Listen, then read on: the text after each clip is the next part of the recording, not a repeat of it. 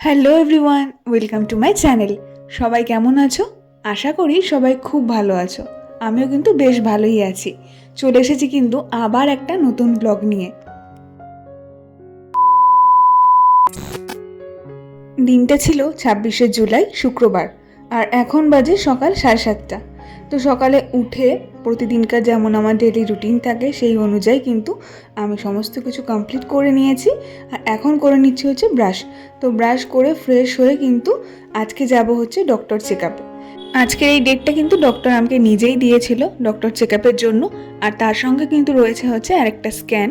এটা কিন্তু বলতে পারো আমার ডেলিভারির আগে লাস্ট স্ক্যান।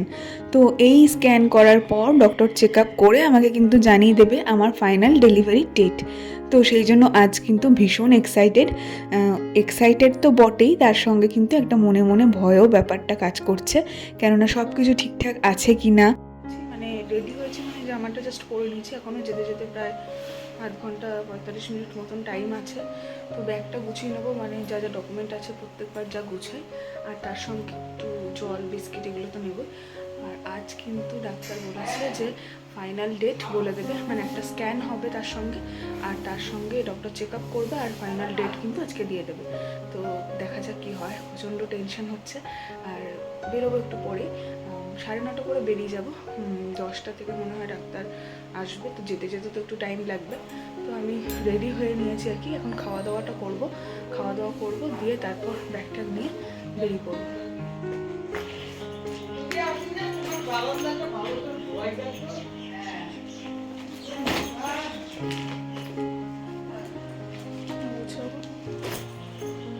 তার সঙ্গে আরেকটা ব্যাগ আছে, ওটা গুছিয়ে নেবো, মানে এটা গুছানোই আছে এই ব্যাগটা। তবু জাস্ট একবার চেক করে নেবো যে সমস্ত কিছু ডকুমেন্ট বা যা যা টেস্টের রিপোর্ট আছে সব কিছু ঠিকঠাক আছে। তো এখন সকালে ব্রেকফাস্টটা করে নেব। আর আজকে জানো তো এত টেনশন হচ্ছে, তার সঙ্গে এক্সাইটেড তো বটেই। তো সব কিছু মিলিয়ে খেতে খুব একটা ইচ্ছেই করছিল না, তবুও খেতে তো হবেই, কেননা ডাক্তারখানায় যখন যাচ্ছি কখন ফিরবো কখন আসবো তার তো কোনো ঠিক নেই। তো সেই জন্য আজকে একটু বোঁদে ছিল ঘরে, আর তার সঙ্গে একটু আম দিয়েছে কেটে, তো সেই দিয়ে আজকে কিন্তু রুটিটা খেয়ে নেবো। আজকে আর কিছু খেতেও ইচ্ছা করছে না। তো যাই হোক, পেটটা ভরার জন্যই খাওয়া। তো চলো খাওয়া দাওয়াটা করে নিই। আর জানো তো আগস্ট মাসের মাঝামাঝি করে আমার অ্যাকচুয়ালি ডেট ছিল। তো জানি না আজকে কবে আমাকে ডেট দেবে, হয়তো সেই সময়ও দিতে পারে বা তার আগে আগেও দিতে পারে। সবটাই কিন্তু ডিপেন্ড করছে আমার যে ইউএসজিটা হবে সেটার উপর। তো দেখা যাক কি বলে ডক্টর। তো সেই জন্য বুঝতেই পারছো, একটা টেনশন, একটা এক্সাইটমেন্ট, সমস্ত কিছু কিন্তু কাজ করছে সব মিলিয়ে। তো খাওয়া দাওয়াটা করে নিয়ে এবার কিন্তু বেরিয়ে পড়বো, কেননা আর বেশিক্ষণ নেই টাইম। তো আমি তো অ্যাপয়েন্টমেন্ট নিয়ে নিয়েছি ফোন করে। তো এবার শুধু রেডি হয়ে বেরিয়ে পড়বো। আর আমাদের বাড়ি থেকে যেখানে আমি ডক্টর দেখাতে যাই সেটা খুব বেশি হলে ওই ধরো 30-40 মিনিট মতন টাইম লাগে। রাস্তা যদি ফাঁকা থাকে তো সেরকম, তো জ্যাম হলে একটু দেরি হয়। তো এই সকালের দিকে যেহেতু, তাই জন্য একটু হাতে সময় নিয়েই বেরোচ্ছি, কেননা এই সময় অফিস টাইম, স্কুল টাইম, তো একটু ভিড় হওয়ার সম্ভাবনা বেশি থাকে। তো সেই জন্য একটু আগে আগেই বেরোবো। আর আজ কিন্তু ডক্টর দেখাতে আমি আমার শাশুড়ি মায়ের সঙ্গেই যাব। তো তারও বহুদিন ধরে ইচ্ছে ছিল যে আমার সঙ্গে যাবে, লাস্ট যেদিন আমার ডেলিভারি ডেটটা বলবে ডক্টর। তো সেই কারণে কিন্তু আজ আমাদের দুজনের একসঙ্গে যাওয়া। একটা নে, ওই বড়টা নে, না বড়টা নে।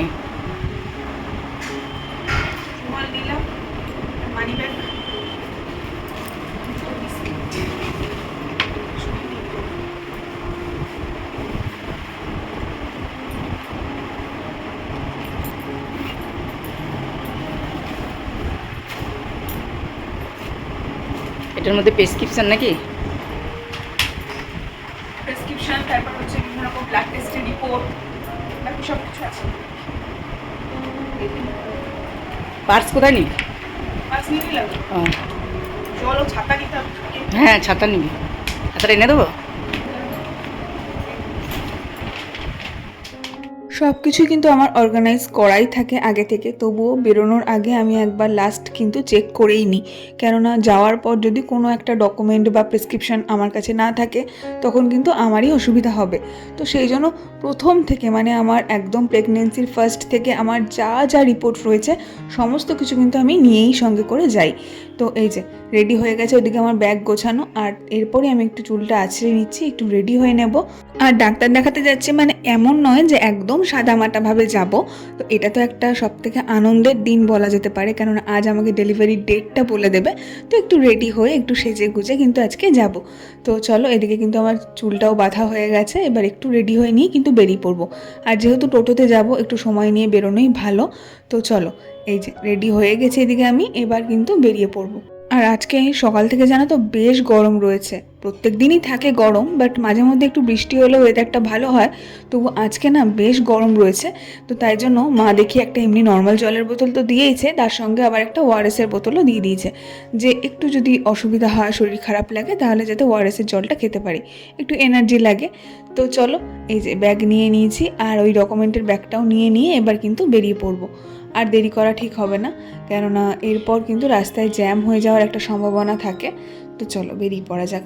আর কোইন্সিডেন্টলি জানো তো, এই যে ইনি যখনই আমি ডাক্তার দেখাতে যাই আমাদের বাড়ির গলির সামনে সব সময় থাকে।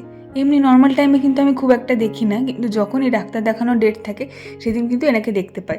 তো আমি কিন্তু এটাকে একটু শুভ বলেই মনে করি। তো চলো, এই যে গলিটা পেরিয়ে এবার রাস্তায় মেন রোডে উঠে আমি টোটোটা নিয়ে নেব।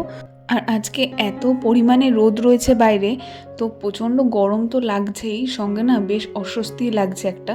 তো কী আর করা যাবে, বাইরে কাজ থাকলে বেরোতে তো হবেই বলো।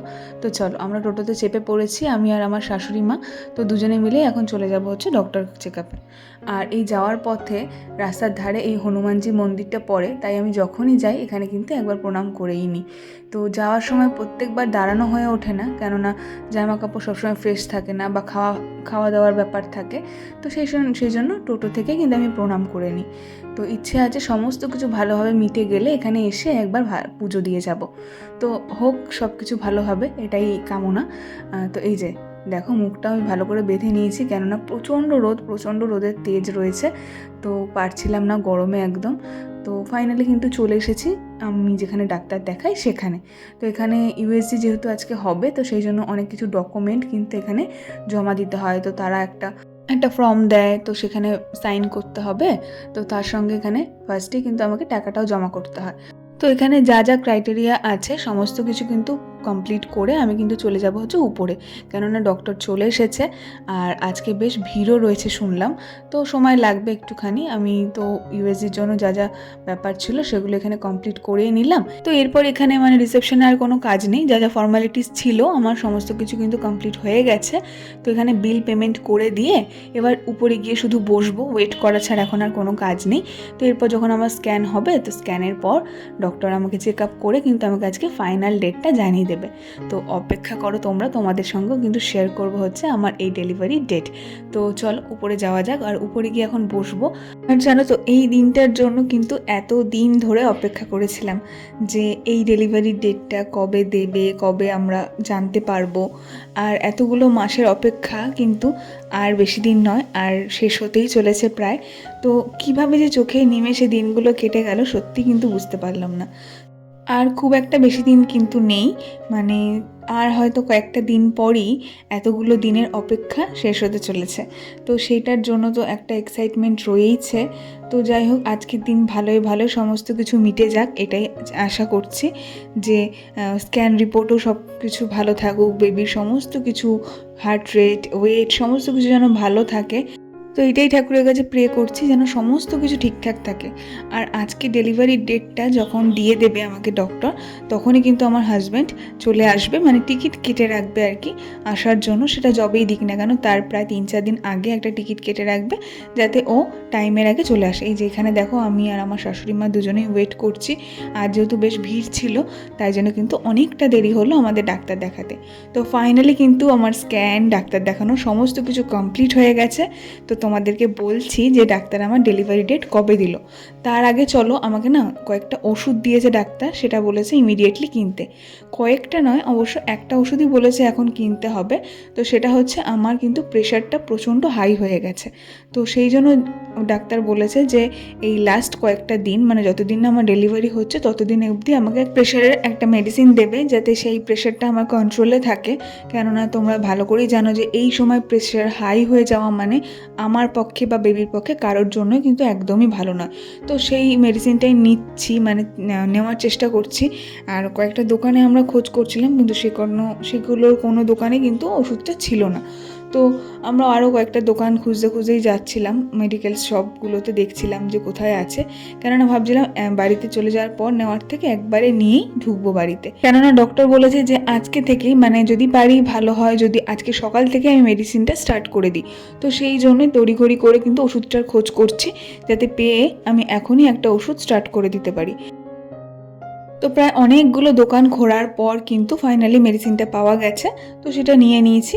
আর এখন আমার শাশুড়ি মা একটু ফল কেনাকাটা করছে, ফল নিচ্ছে।